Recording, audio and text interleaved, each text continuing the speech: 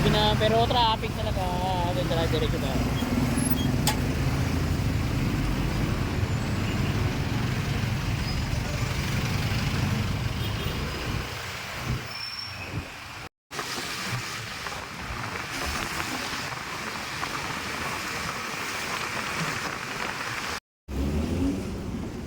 Ito yung gagawin natin. Yan.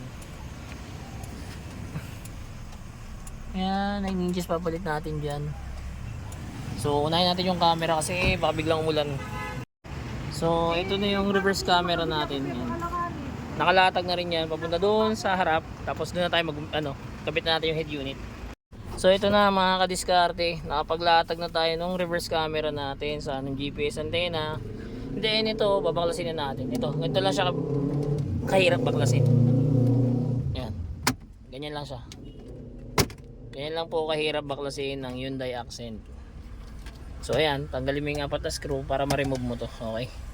Tapos ito, palit kasi yung frame nito para dun sa 9 inches. Okay, tara, baklasin na rin natin to. Ayan mga kadiskarte, tapos na tayo. Medyo ginabi na tayo at medyo maambo na rin. Ito, ayan. Hyundai Accent, ayan.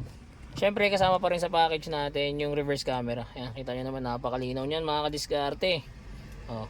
Kasi IPS screen yan. Tapos ito, meron na rin tong Apple CarPlay na Android Auto. Yan. Pwede ka na rin mag-Waze, Netflix, YouTube, Google Maps.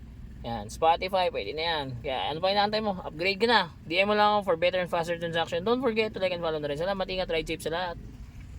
Yung sinasabi natin na Apple CarPlay, Android Auto. Ayan, nakakapag-maps na siya. Tapos ito Spotify. Kung mapapansin nyo yan mga kadiskarte, walang wifi yan. No internet connection yan. So, siyempre meron tayong Apple CarPlay, Android Auto. So ayan o. Tingnan natin sir kung okay din yung tunog ng ating Android head unit. Pakinggan nyo na lang. Kayo na lang po yung humusga mga bossing. Ayan. Ayan si bossing. Ayan. Sheesh!